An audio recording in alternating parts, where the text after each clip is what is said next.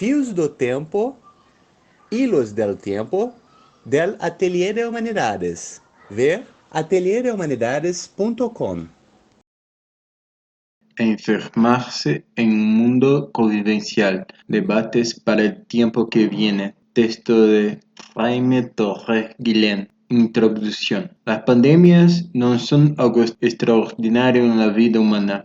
Solo una mentalidad desfasada de nuestra condición animal puede horrorizarse de estos fenómenos. La especie humana se integra a los vivientes sin extraerse de ese lugar, por lo que las enfermedades son inherentes a su ser. Las diferentes poblaciones del planeta han enfrentado pandemias. Basta mencionar la peste negra del siglo XIV, la sífilis del siglo XVI, la gripe española de la primera mitad del siglo XX, el SIDA, el ébola, el actual SARS-2, mejor conocido como coronavirus. El actual vorágine de información de la prensa mundial, local y las redes sociales sobre la pandemia del coronavirus se utiliza el término enfermedad de manera cosificado, sin tiene un sentido estrictamente ontológico, ente independiente y sin relación a la existencia del sujeto afectado. Por eso, en medio del miedo y la zozobra,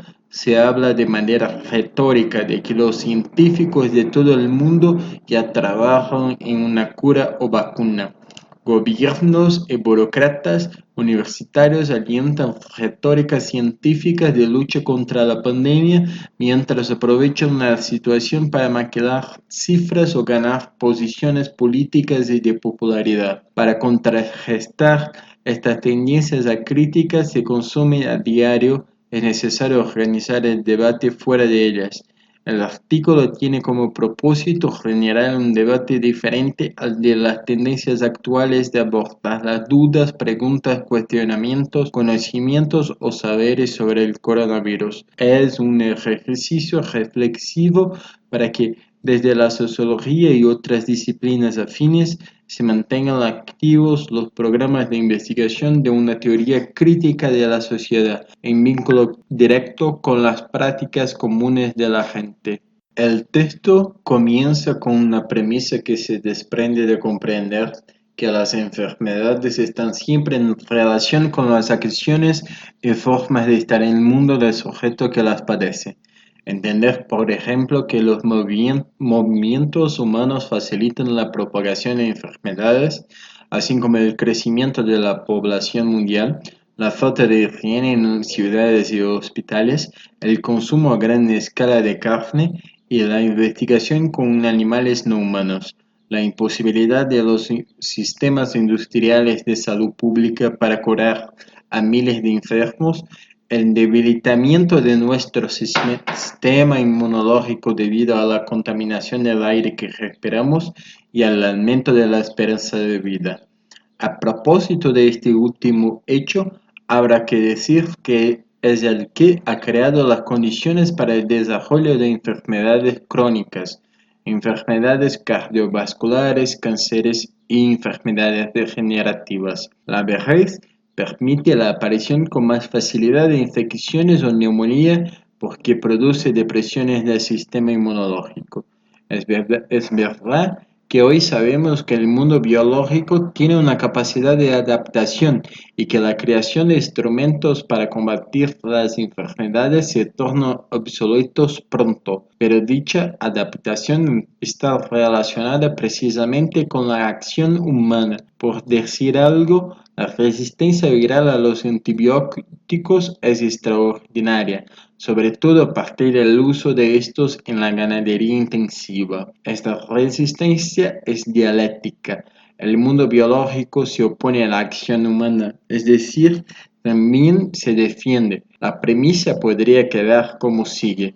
Cualquier enfermedad está relacionada con la interrelación entre agentes biopatógenos, procesos sociales y agencia humana. No son estas o cosas aisladas de estas decisiones humanas. A partir de esta premisa, el texto despliega los dos elementos para la discusión. El primero remite a un debate moral sobre la autonomía de nuestras acciones y orientaciones en tiempos de pánico control generalizado. Propongo una discusión que alerte sobre la pérdida de autonomía en la orientación-acción, producto de un monopolio radical por parte de los estados o expertos de lo que debemos hacer y no hacer en tiempos de coronavirus. Para ello, cuestiono la mentalidad industrial de la burocracia médica y científica y propongo rehabilitar la hipótesis de Ivan Illich para la construcción de una sociedad convivencial. La hipótesis de Illich afirma que existen características técnicas en los medios de producción que hacen imposible su control en un proceso político. Solo una sociedad que acepte la necesidad de escoger un techo común de ciertas decisiones técnicas en sus medios de producción tiene alternativas políticas. Lo convivencial de una sociedad es la capacidad de sus miembros para determinar de manera normativa los umbrales nocivos de cualquier herramienta: bicicleta, destornillador, motor, automóvil, televisión, minas, escuela, hospital, leyes, fábricas, internet. De hecho, la convivencialidad sería propiamente una herramienta. Entonces, si convivencial es la sociedad en la que las personas controlan sus herramientas, cualquiera de estas, creada en esta perspectiva, tendría que tener un criterio para determinar los umbrales nocivos de la misma. En esto se enfoca el primer elemento de la discusión. En el segundo elemento, para discutir, aborda parte del contenido de una serie de ensayos escritos por intelectuales contemporáneos, quienes a propósito del coronavirus plantean en general dos cosas: que el sistema neoliberal es el responsable de la crisis sanitaria y económica que se avecina y que anuncia el fin del capitalismo o su reforzamiento. A eso sostengo que si la mentalidad médico-industrial inhibe toda capacidad creativa y normativa de las personas para el autocuidado y de los demás, el consumo de estas ideas genera desorientación teórica, la cual es nociva para la gestión de un pensamiento crítico. El texto termina con una serie de reflexiones sobre lo que implica un debate, al propósito del significado que tendría el imaginar otra forma de gestionar e inteligir la vida humana en contexto de pandemias. Aunque el hilo conductor del artículo lleva el concepto y la hipótesis de la convivencialidad de Ivan Illich, el ejercicio reflexivo pretende potenciarlo en el actual contexto de emergencias en que nos encontramos, con el objetivo arriba señalado: cuestionar el mito motor de la medicina industrial.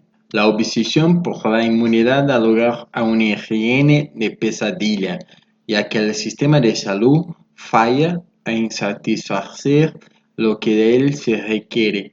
Las condiciones que ahora se clasifican como enfermedad bien podrían pronto clasificarse como desviaciones criminales. Esta referencia a Ivan Illich es apropiada en el contexto de coronavirus. Por doquier está inundado de reproches a quienes transgreden el quédate en casa, los cuales no solo olvidan que hay personas que no tienen casa, sino que hay quienes no podrían quedarse en casa por múltiples razones. Parafraseando a Illich, esta reeducación obligatoria nos recuerda los mecanismos de autoacusación soviética.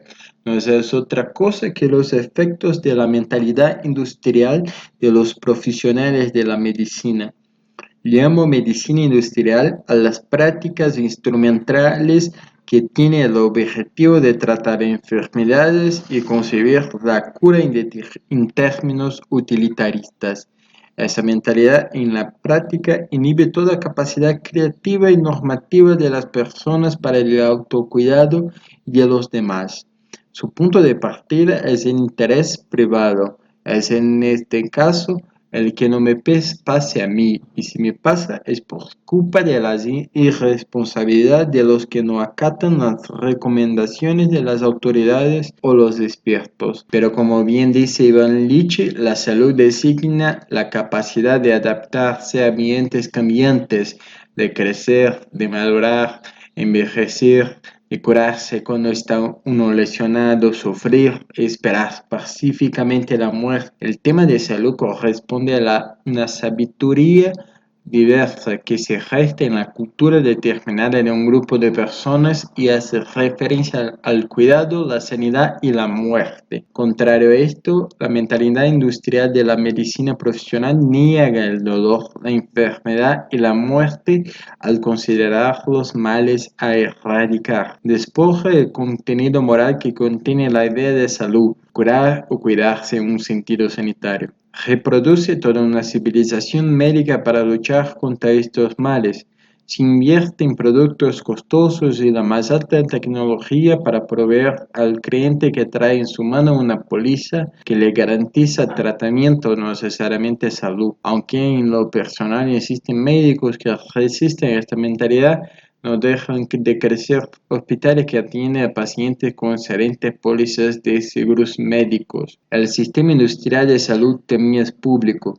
Clínicas, hospitales o centros médicos pertenecientes a los gobiernos están hechos para tratar enfermedades, no para cuidar la salud. A partir de esta premisa es fácil entender por qué no existe sistema hospitalario público o privado que pueda dotar a miles de personas enfermas de camas, respiradores artificiales, medicamentos o cualquier equipo médico de última generación para tratar el virus corona.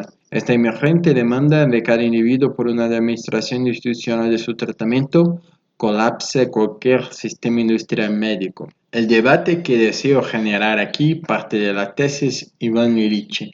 Una de ellas afirmaría lo siguiente: para crear y mantener la autonomía en la orientación de nuestras acciones en tiempos de pánico control generalizado, hay que desprofesionalizar y desmedicalizar el cuidado de la salud. Esto permitiría que los auxilios terapéuticos y las habilidades para la observancia y la asistencia a la salud sean convivenciales. Sostengo la idea de enfrentar la actual pandemia de coronavirus es un asunto más de convivencialidad que de progreso médico moderno, es decir, es una cuestión normativa y política que responde a la pregunta: ¿cómo cuidarnos en tiempos de pandemia global y en medio de la desesperación de los expertos por mantener el control social? A continuación expongo algunos de mis argumentos. La idea común de que el progreso de la medicina es la base para la salud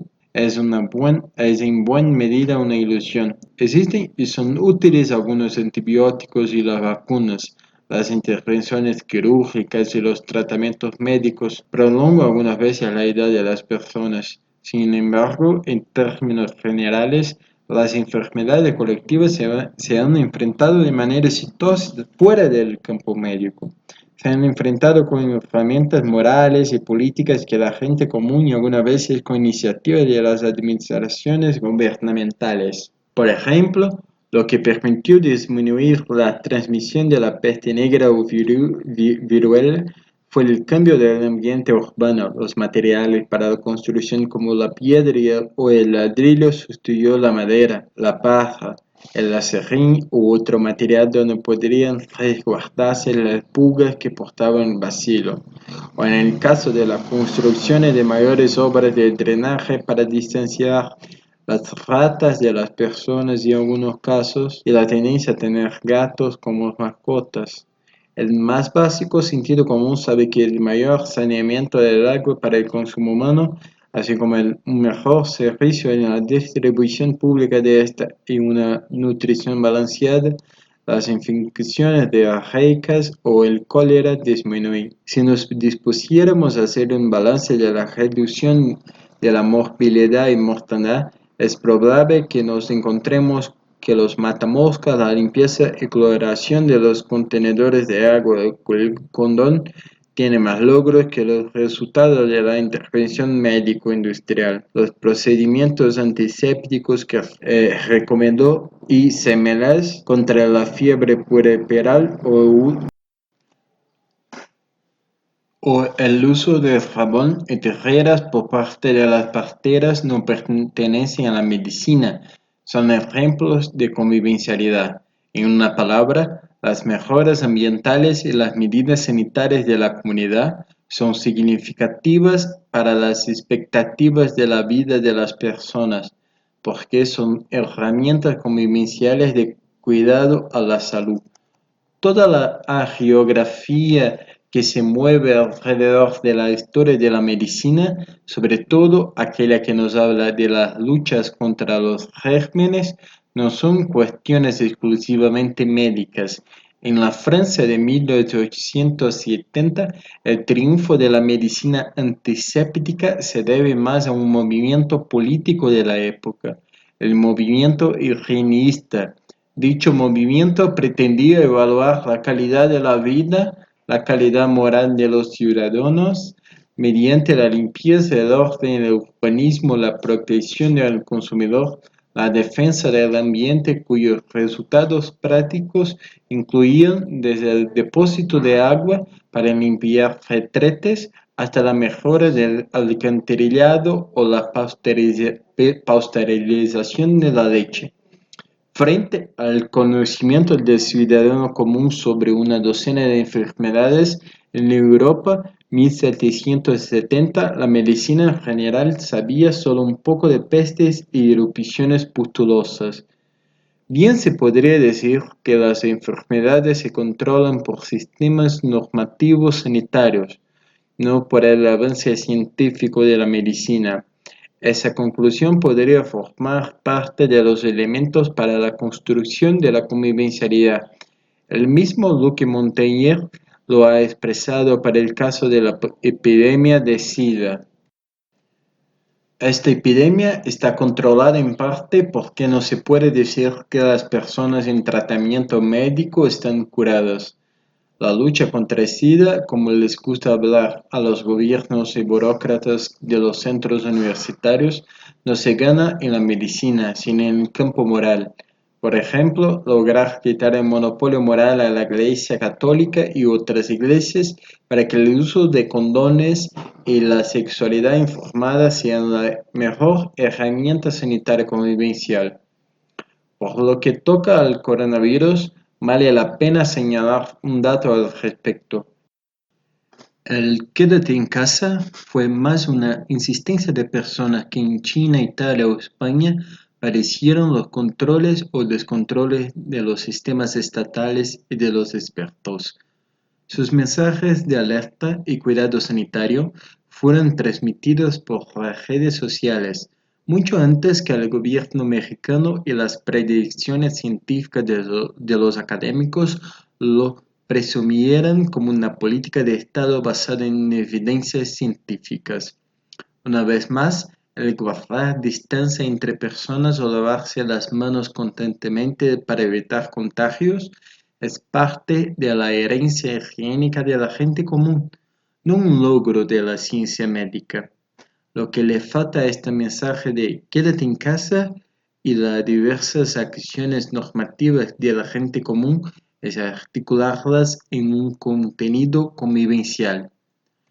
Toda esta argumentación no debería entenderse contra la atención médica especializada, las innovaciones terapéuticas, los fondos públicos para propósitos curativos o la tecnología, sino contra la ortodoxia médica que niega otra forma de cuidado o concebir la medicina como una mercancía expuesta al consumidor.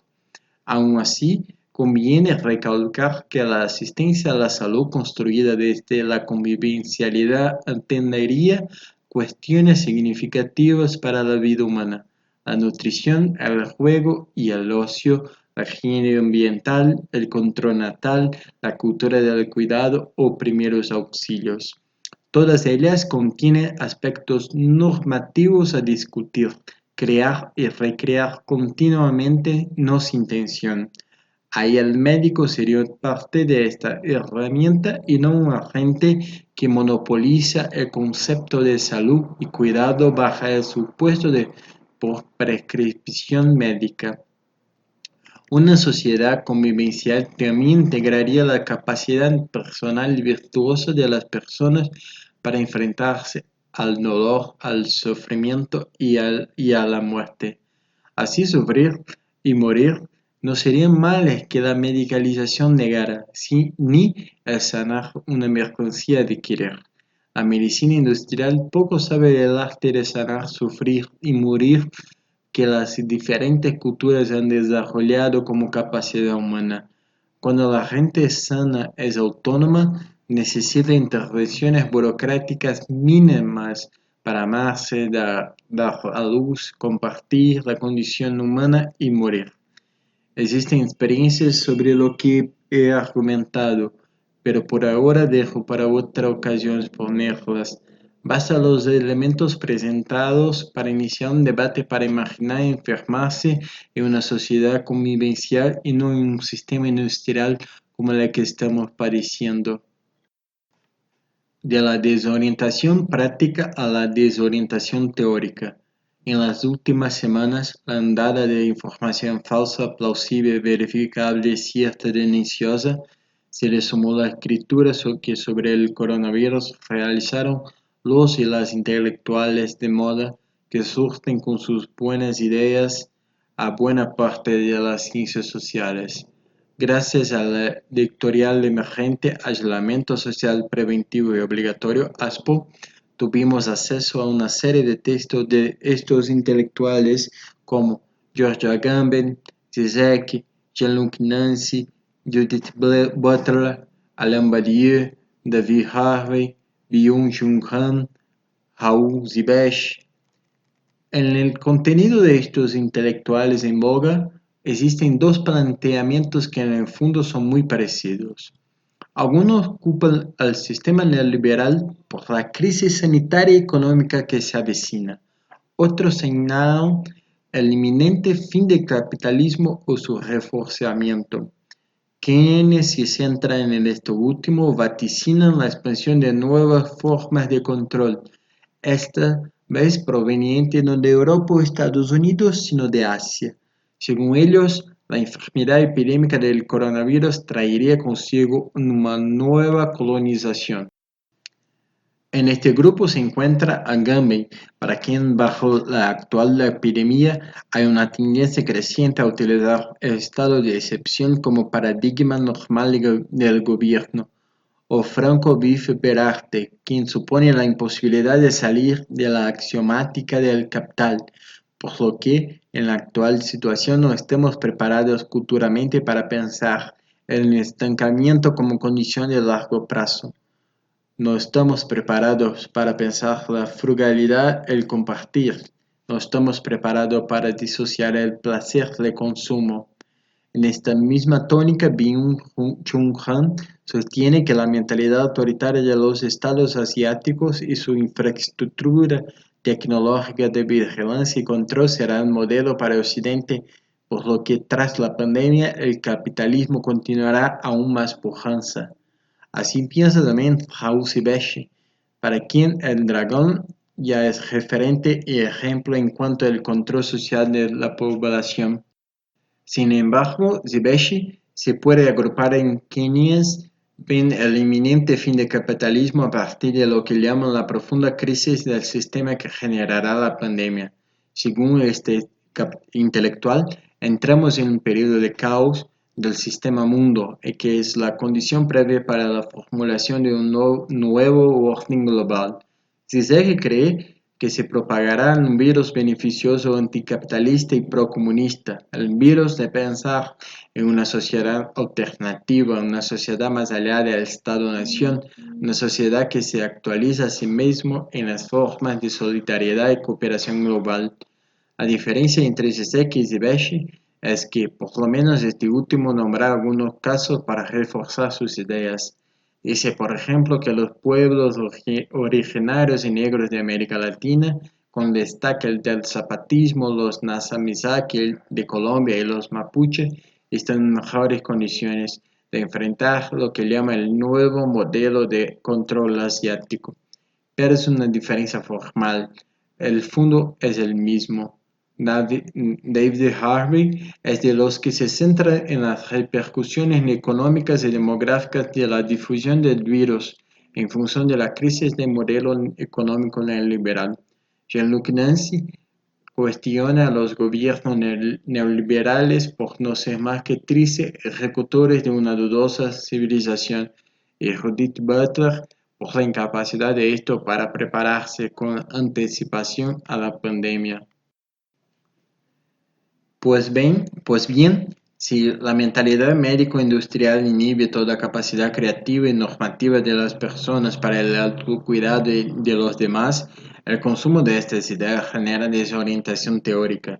Sus resultados son lugares conocidos: quedarse en la crítica al imperialismo estadounidense y al neoliberalismo, el reproche moralista a la especulación financiera y a la globalización, las apologías a los gobiernos progresistas, propugnar el retorno del Estado providencial, la crítica académica al eurocentrismo y las propuestas de una ética mundial o un impuesto global al capital.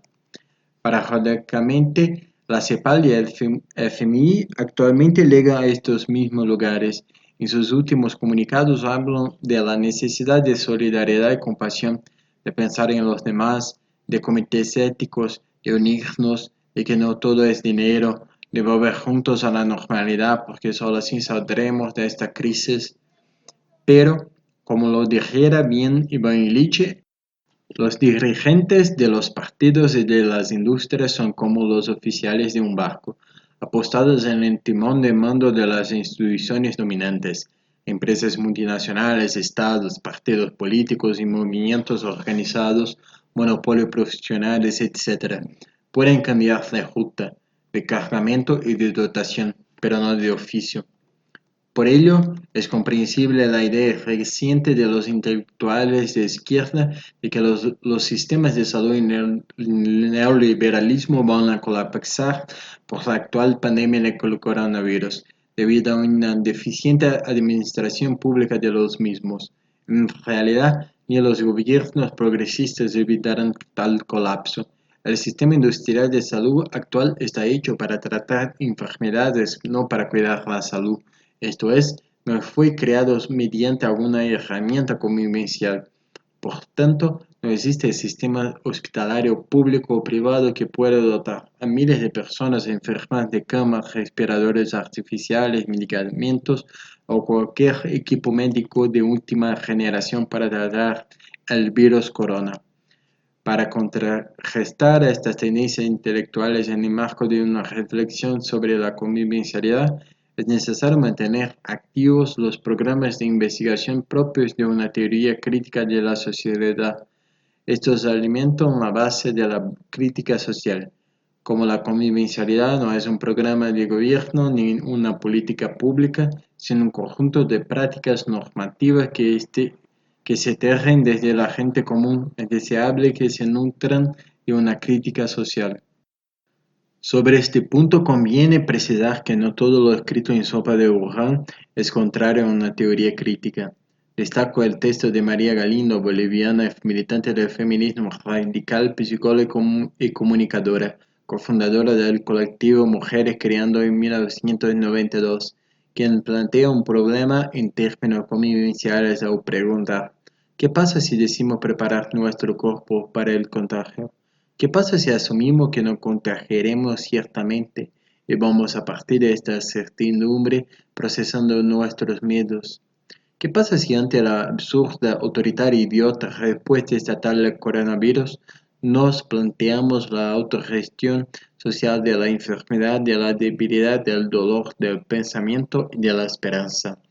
Sus interrogantes plantean cuestiones convivenciales porque parte del principio de que la gestión de la enfermedad será mayormente domiciliaria y no hospitalaria, es decir, sus preguntas remiten a la asistencia a la salud autónoma construida desde la convivencialidad, nutrición, juego, ocio, higiene ambiental, control natal, cultura del cuidado o primeros auxilios. y no a la desorientación de los expertos.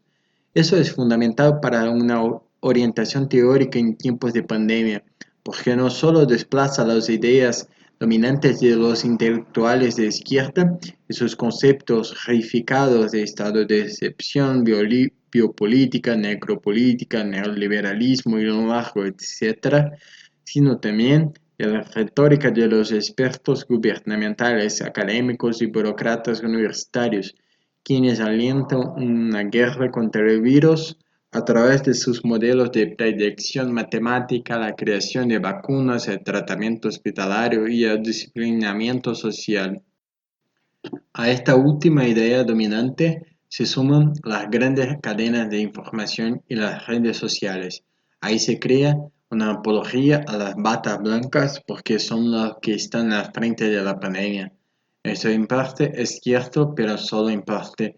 En primera línea están también las enfermeras, las afanadoras de aeropuertos y terminales, los guardias de centros de abastecimiento de alimentos y hospitales, las personas de la recolecta de basura y quienes resguardan las instituciones públicas o privadas, además de las trabajadoras y trabajadores que han decidido enfrentar esta crisis sanitaria saliendo a buscar empleo o alguna remuneración que les permita sobrevivir durante la emergencia. Una reflexión como inicial tomaría en serio la pregunta: ¿es verdad que todos estamos juntos en eso? Desarticular esas tres ideas dominantes es una tarea crítica porque permitiría salir del pánico generalizado, pensar con claridad, provocar pensamiento crítico y mantener activos los programas de una teoría crítica de la sociedad, para articularlos con la gestión convivencial que se vaya a imaginar y crear. Mantener el debate constante en esta perspectiva provee una orientación teórica en tiempos de incertidumbre y atiende a los objetivos planteados en este artículo. Palabras finales. La sociedad convivencial no existe y tampoco es un modelo ejemplar. Es un tipo de prácticas posible que iría construyendo su contenido. Eso no es unidimensional, dependerá del tipo de prácticas. Para comenzar, su construcción se necesita trabajo en ello. Por ejemplo, en derribar la estandarización, industrialización y programación de nuestros sueños, desarticular los horarios y las casas del tiempo muerto impuestos por la nueva organización del trabajo, alimentar la alegría que da la sobriedad y la sorpresa que le regala la creatividad autónoma.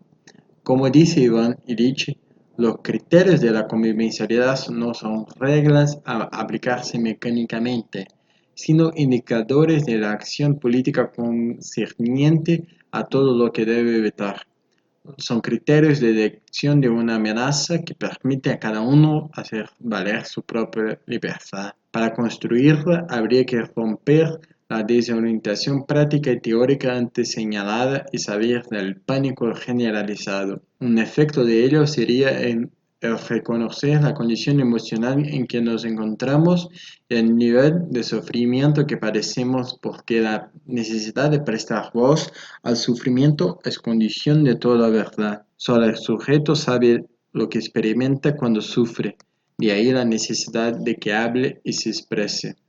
Reflexionar cómo sería enfermarse en una sociedad convivencial ayuda a pensar formas de gestionar la vida en la actual pandemia. Atando a lo que dice María Galindo, el sufrimiento social que parece estar extendiéndose debe permitirnos conocer las distintas experiencias subjetivas que nos acercan más al conocimiento de una práctica convivencial.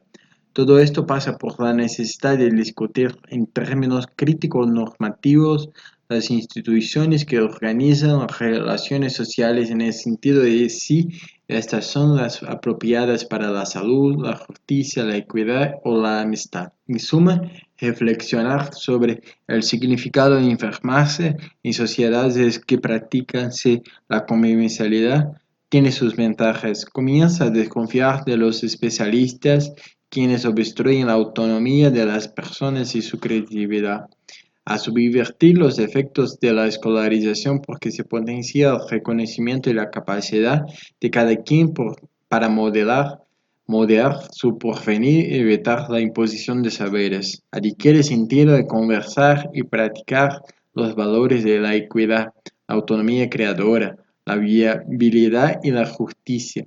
Se abren las expectativas para desplazar el estado mental del cliente consumidor del ganar tiempo, reducir el espacio, aumentar la energía, multiplicar los bienes, prolongar la vida humana. También se podría restar las bases para poner al fin al consumo obligatorio y a la falta de espontaneidad del don. Por el último, pero no menos importante, quizás tomaríamos en serio el hecho de que en las últimas semanas, decenas o quizás miles de animales no humanos han recuperado sus territorios. Al quedar momentáneamente desarticuladas las supercarreteras, algunas fábricas, el ruido, las altas velocidades y la contaminación ambiental, las otras especies han tenido un respiro, un alto al fuego parcial de su enemigo mortal.